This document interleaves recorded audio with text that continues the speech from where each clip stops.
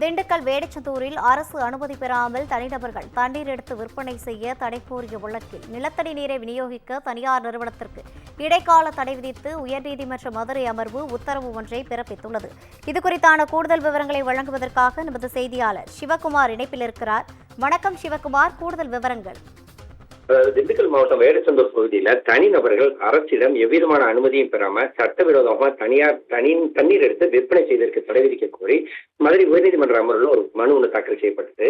இதுல வேடச்சந்தூர் பகுதியில நிலத்தடி நீரை எடுத்து விநியோகம் செய்ய தனியார் மினரல் வாட்டர் கம்பெனிகளுக்கு இடைக்கால தடை விதித்து உயர்நீதிமன்ற மதுரை கிளை உத்தரவிட்டிருக்காங்க.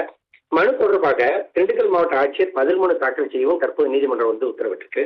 திண்டுக்கல் மாவட்டம் வேடச்சந்தூரை சேர்ந்த ராமச்சந்திரன் அப்படிங்கிறவர் உயர்நீதிமன்ற மதுரை அமர்வுல ஒரு பொதுநல மனுவினை தாக்கல் செஞ்சிருந்தாரு.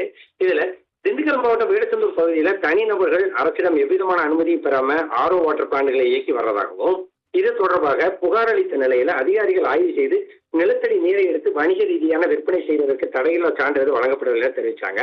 இருப்பினும் சம்பந்தப்பட்டவர்கள் ஆழ்வளம் மிக்கவர்கள் என்பதால் அவங்க மேல முறையான நடவடிக்கை எடுக்கப்படாமல் இருக்கிறதாகவும், இவர்கள் தொடர்ச்சியாக சட்டவிரோதமாக நிலத்தடி நீரை எடுத்து வணிக நோக்கில் விற்பனை செய்து வருகின்றனர் தெரிவிச்சிருந்தாங்க.